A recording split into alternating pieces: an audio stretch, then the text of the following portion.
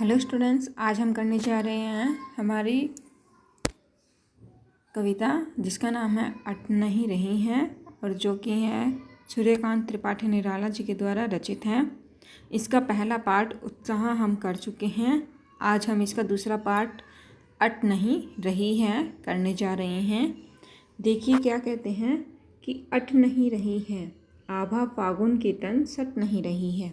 इस कविता में क्या है, जो हमारे कवि है सूर्यकांत त्रिपाठी निराला जी, उन्होंने वसंत ऋतु के समय जब फागुन मास होता है उसकी सुंदरता का वर्णन किया है कि किस प्रकार से फागुन के मास में सब और खुशी और उल्लास तथा सुंदरता भर जाती है, सभी दिशाओं में फैल जाती है।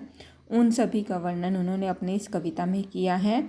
देखिए पहले इसके शब्दार्थ कर लेते हैं। अट होता है समाना या किसी में, जैसे किसी भी वस्तु में किसी चीज़ का फिट न होना या उसका समाना नहीं है। आभा फागुन मास के लिए कहा गया है। आभा होती है चमक या सौंदर्य और सट का मतलब यहीं समाना ही है। कहीं सांस लेते हो घर घर भर देते हो, उड़ने को नभ में तुम पर कर देते हो। पर होता है यहाँ पंख को कहा गया है। आँख हटाता हूँ तो हट नहीं रही है, पत्तों से लदी डाल, कहीं हरी कहीं लाल, कहीं पड़ी है उर्मे मंद गंध पुष्पमाल, पाठ पाठ शोभा श्री पट नहीं रही है। इसमें देखिए उर नभ होता है आकाश, उर होता है हृदय, मंद होती है धीमी और पुष्पमाल क्या होती है, पुष्प होता है फूल, माला को कहा गया यानी फूलों की माला। मंद होती है धीमी, गंध सुगंध को कहते हैं। पाठ होती है जगह, शोभा श्री होती है सौंदर्य से भरपूर और पट होता है समाना। देखिए यहाँ अट, सट और पट तीन तरह के यूज हुए, तो इन तीनों का मतलब ही क्या होता है, समाना होता है। देखिए क्या कहते हैं कि कवि फागुन मास की सुंदरता का वर्णन करते हुए कहते हैं कि अट नहीं रही है आभा फागुन की तन सट नहीं रही है। कि जो फागुन मास के समय में जो प्रकृति के जो सौंदर्य होता है वह कहीं भी नहीं समा रहा है। कहीं सांस लेते हो घर घर भर देते हो, कि क्या कहते हैं कि कवि कहते हैं कि हे प्रिय, पता नहीं कि आप कहाँ पर बैठकर सांस के द्वारा प्रकृति के कोने कोने को सुगंध से भर देते हो। यानी जब भी हवा चलती है फागुन के मास में, जब भी हवा चलती है तो क्या होता है, जो प्रकृति का जो प्रत्येक घर होता है वह धीमी सुगंध में से भर जाता है। उड़ने को नभ में तुम पर कर देते हो, कि क्या कहते हैं कि आप ऊंची कल्पना के आकाश में उड़ने के लिए मन को पंख प्रदान करते हो। आँख हटाता हूँ तो हट नहीं रही है, कि क्या कहते हैं कि प्रकृति का जो यह सौंदर्य है वह बहुत अधिक सुंदर लग रहा है, आकर्षक है, और मैं चाह कर भी प्रकृति के इस सौंदर्य से अपनी आँख को हटा नहीं पा रहा हूँ।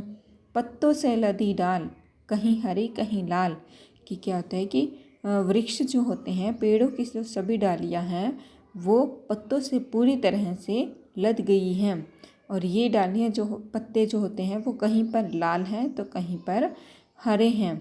कहीं पड़ी है उर्मे मंद गंध पुष्पमाल, कि कहीं पर कहीं कहीं तो वृक्षों के गले में, यहाँ पर क्या देते हैं हम, जैसे उर हृदय है ना, तो हृदय के लिए हम कंठ का प्रयोग करेंगे यहाँ पर, कि कहीं पर पेड़ों के कंठ में धीमी धीमी सुगंध वाले पुष्पों यानी फूलों की माला पहने हुए हैं। पाठ शोभा श्री पट नहीं रही है, कि प्रकृति में फागुन मास के समय जगह जगह पर प्रकृति की जो सौंदर्य है, प्रकृति जो है वह सौंदर्य से भरपूर है, और यह सौंदर्य जो है वो कहीं भी नहीं समा रहा है।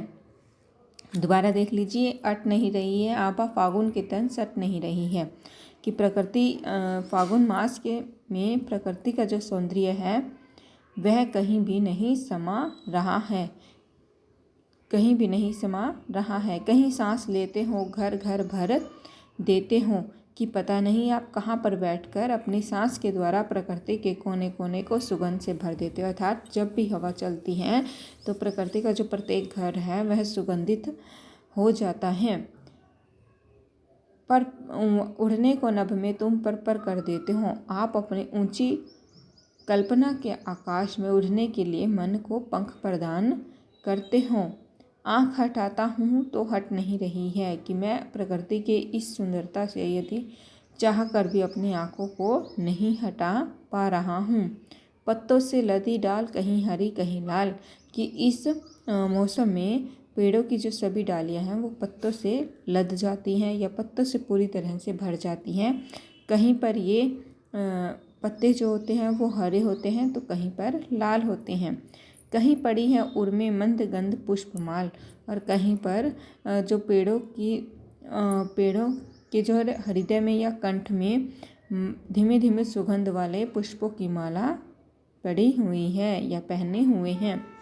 पाट पाट शोभा श्री पट नहीं रही है, कि फागुन मास के समय जगह जगह पर प्रकृति जो है वो सौंदर्य से भरपूर है, और यह सुंदरता इतनी ज़्यादा है कि वह कहीं भी नहीं समा रही है। इसका भावार्थ आ जाएगा कि कवि ने फागुन के महीने की अद्भुत प्राकृतिक सुंदरता का वर्णन किया है, जिसे देखकर क्या है कवि के हृदय में अनेक कल्पनाओं का जन्म होता है। ईश्वर की रहस्यमयी शोभा जो होती है वह हर जगह विद्यमान होती है। इसका विशेष देख लीजिए, भाषा में गेयता का गुण विद्यमान है। गेयता मीन्स जिसको गाया जा सकता है। तुकांत छंद है, लाक्षणिकता विद्यमान है, प्रसाद गुण है, और खड़ी बोली का प्रयोग किया गया है। तत्सम शब्दावली का प्रयोग किया गया है। अनुप्रास, पुनरुक्ति और मानवीकरण आदि अलंकारों का प्रयोग किया गया था। ये थी हमारी कविता अट नहीं रही है, ये यहाँ पर पूरी होती है।